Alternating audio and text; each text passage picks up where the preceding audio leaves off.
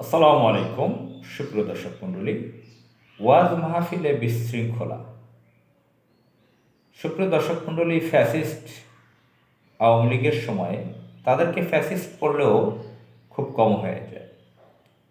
দিল্লির এজেন্ট গোষ্ঠী সন্ত্রাসী আওয়ামী লীগ যখন রাষ্ট্র ক্ষমতায় ছিল, তখন বাংলাদেশের অনেক জনপ্রিয় আলেম ওলামাগণ ওয়াজ মাহফিল করতে পারেন নাই। তারা মাহফিলের ময়দানে যেতে পারেন নাই, মানুষের কাছে দাওয়াত পৌঁছাতে পারেন নাই, কোরআনের বাণী পৌঁছাতে পারেন নাই।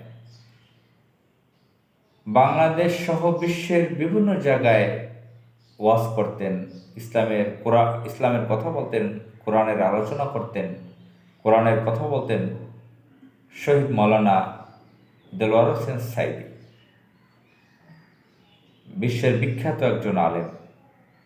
বিশ্বের 50টি দেশে তিনি ওয়াজ করেছেন এবং বাংলাদেশের কোটি কোটি মানুষকে তিনি মানুষের কাছে কোরআনের দাওয়াত পৌঁছিয়েছেন। দেশের তরুণদেরকে নামাজের দিকে নিয়েছেন। অনেক অমুসলিম ইসলাম গ্রহণ করেছেন, দ্বীনের পথে এসেছেন। তাকে মেরে ফেলেছে দিল্লির এজেন্ট শেখ হাসিনা। 13টা বছর তাকে জেলে রেখে তাকে শেষ করে দিয়েছে, মেরে ফেলেছে। বাংলাদেশের কোটি কোটি মানুষ কোরআনের দাওয়াত থেকে বঞ্চিত এবং আরও বেশি বিপদগ্রস্ত হয়েছে দেশের নাগরিকগণ, তরুণরা। তারা মাওলানা দেলোয়ার হোসেন সাইদির মুখে কোরআনের দাওয়াতটা পাননি। এবং আরও বহু আলেম, অনেক আলেম, তরুণ আলেম, একজন তরুণ আলেম, তাকে বাংলাদেশের কম বেশি সকলেই চেনে, তাকেও বাংলাদেশ ছাড়তে বাধ্য করেছে। সে মালয়েশিয়ায় গিয়েছিল। এখন 5 আগস্টের পরে বাংলাদেশে আসার সুযোগ হয়েছে তার। তিনি বিভিন্ন জায়গায় বাংলাদেশে অত্যন্ত পপুলার যখন তখন লক্ষ লক্ষ মানুষ তার ওয়াজ মাহফিলে উপস্থিত হন। কিছুদিন আগে কক্সবাজার চকরিয়ে গিয়েছেন, লক্ষ লক্ষ মানুষ হয়েছে। যশোরে গিয়েছে, লক্ষ লক্ষ মানুষ হয়েছে। সিলেটে গিয়েছে, সেখানে বিশৃঙ্খলা হয়েছে। তো এই বিশৃঙ্খলাটা কারা করেছে? যতটুকু জানতে পেরেছি, সেখান থেকে বিশৃঙ্খলার কারণে মাহফিল সমাপ্ত করে চলে আসতে বাধ্য হয়েছে। ডিটেলস পুরোটা জানতে পারেনি। তো ওয়াজ মাহফিল, বাংলাদেশের তরুণরা এমনি খুবই বিপদগামী হয়ে গেছে।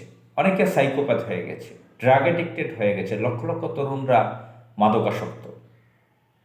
এখন অ্যাভেলেবেল আমাদের বাংলাদেশের আনাচে কানাচে মেয়েরা প্রকাশ্য সিগারেট টানতেছে। সিগারেট সকলের জন্যই হারাম, একটি মন্দ অভ্যাস, একটি খারাপ কাজ।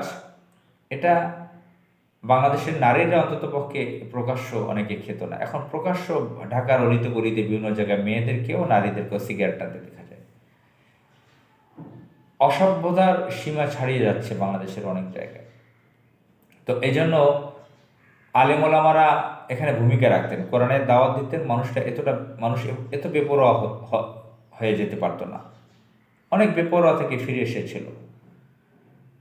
তো এখানে বিভিন্ন বয়সের 50-60 বছর বয়সের, 40 বছর, 35 বছর বয়স, 30 বছর বয়সের, 25 বছর বয়সের বাংলাদেশে শত শত আলেমওলামাগণ আছেন যারা ওয়াজ করেন, মাহফিল করেন।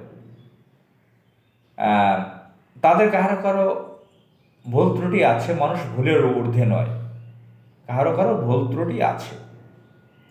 ওয়াজ মাহফিলে গিয়ে তারা কোরআনের কথা না বলে বেশি কিচ্ছা কাহিনী বলেন, ব্যক্তিগত ব্যাপারে অ্যাডভার্টাইজিং করেন, বিভিন্ন ধরনের গালগপ্প করেন, বাংলা কথার মধ্যে ইংরেজি বেশি ঢুকান, বাংরেজি ভাষা বানিয়ে ফেলেন, কেউ কেউ বানিয়ে বানিয়ে মিথ্যা গল্প তৈরি করেন। এগুলো আছে, এগুলো থাকবে।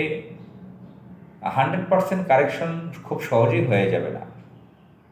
তো সেটা দেখতে হবে আমাদের আলোচনার মাধ্যমে। বাংলাদেশে ইসলামী বিভিন্ন স্কলারগণ আছেন, আলোচনার মাধ্যমে এটার একটা সমাধান আছে। তাদেরকে নোটিশ দেওয়া যেতে পারে, তোমরা এভাবে মিথ্যা বলো না, গালগপ্প করো না, কিচ্ছা কাহিনী করে ওয়াজ মাহফিলের পরিবেশ নষ্ট করো না।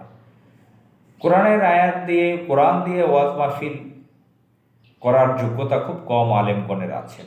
তার মধ্যে যারা আছেন, যারা ইসলামের দিনের জন্য খেদমত করে, ইসলামী আন্দোলনের সাথেও যুক্ত আছেন অনেকে, তাদেরকে জেলে দিয়েছেন, রিমান্ডে দিয়েছেন, মেরে ফেলেছেন, বিদেশে পালিয়ে যেতে বাধ্য করেছেন। পালিয়ে বলতে তাদের জীবন বাঁচানোর জন্য তারা হিজরত করেছেন, তারা দেশ ত্যাগ করতে বাধ্য হয়েছেন। এ ধরনের অনেক আলেমওলামাগণ আছেন যারা এভাবে দেশ ত্যাগ করতে বাধ্য হয়েছেন নিরাপত্তার স্বার্থে। আবার অনেকে কারাগারে গিয়েছেন। এটার সাথে আপনারা আবার মিলাবেন না শেখ হাসিনার পালাবার ব্যাপারটা। মনে করবেন যে সেই হুজুরদের আলেমদের ব্যাপারে বলেছেন পালিয়েছে, সেটা যদি ভালো পজিটিভ ইতিবাচক হয়, শেখ হাসিনা পালালো সেটা ইতিবাচক হবে না কেন? এই ব্যাখ্যা এখন গিয়ে আমি সময় নষ্ট করতে চাই না, বুঝে নেবেন। তো অনেক আলেমওলামাগণকে জেলে ভয়ানক ধরনের তাদের উপর টর্চার করা হয়েছে। তো এগুলো আমরা জানি। এ ব্যাপারে আমি আরও কথা বলবো, আগেও বলেছি। সংক্ষিপ্তভাবে আজকে যেটা বলতে চাই, আজকে শেখ হাসিনা দিল্লির এজেন্ট ছিল ভারতের, এখন তো সে সরকারে নেই, রাষ্ট্র ক্ষমতায় নেই, এখন কারা বিশৃঙ্খলা তৈরি করতেছে। তাহলে বোঝা যাচ্ছে যে এখন যে বিএনপি জাতীয়তাবাদী আদর্শ, আমি নামটা বলে ফেললাম, তাদেরকে অনেকে ইঙ্গিত করতেছে।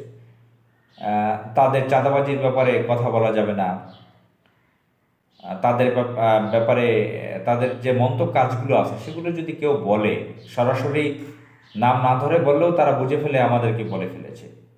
তাহলে কি তারা এই বিশৃঙ্খলা করতেছে? শেখ হাসিনার সময় শেখ হাসিনার লোকজন মাহফিল বন্ধ করে দিয়েছে, বিএনপির লোকজন নোয়াখালীতেও শুনেছি মাহফিল বন্ধ করে দিয়েছে। তো এগুলো কেন হবে? তাহলে কি তারা সেই ইসলামের জাতশত্রু? তারা উভয়ই কি তারা কুফরি মতবাদের? যতটুকু আমরা জানি, শহীদ প্রেসিডেন্ট জিয়াউর রহমান তিনি ইসলামের বিপক্ষের ব্যক্তি ছিলেন না, হয়তো ব্যক্তিগতভাবে ইসলাম প্র্যাকটিস করা কোনো ইসলামিক পণ্ডিত না। তার স্ত্রী, তিনি কয়েকবার প্রধানমন্ত্রী ছিলেন, বেগম খালেদা জিয়া, তিনি ইসলামিস্ট কোনো ব্যক্তি না, কিন্তু তিনি ইসলামের বিপক্ষে অবস্থান নেন না। তাদের পার্টিটার লোকজন এরকম ইসলাম বিরোধী চরম ইসলাম বিরোধী কেন হবে? আওয়ামী লীগের মতন কেন আচরণ করবে? তো আমাদের উচিত সকলকে, আলেম ওলামাদেরকে মাহফিল করার জন্য সুযোগ তৈরি করে দেওয়া, তারা যাতে কোরআনের দাওয়াত দিতে পারে মানুষের কাছে। আল্লাহ যেটা ওহীর মাধ্যমে নাজিল করেছেন, আসমানি কিতাব কোরআন, সেখানে যা বলেছেন মানুষের জন্য, সেটা যাতে মানুষের কাছে পৌঁছাতে পারে সেই ব্যবস্থা করে দেওয়া দরকার। তাহলে মানুষের উপকার হবে, নানান অপকারিতা থেকে তারা বেঁচে যাবে, নানান ধরনের বালা মুসিবত সমস্যা থেকে তারা উত্তরণ পেতে পারে এর মাধ্যমে। আসসালামু আলাইকুম।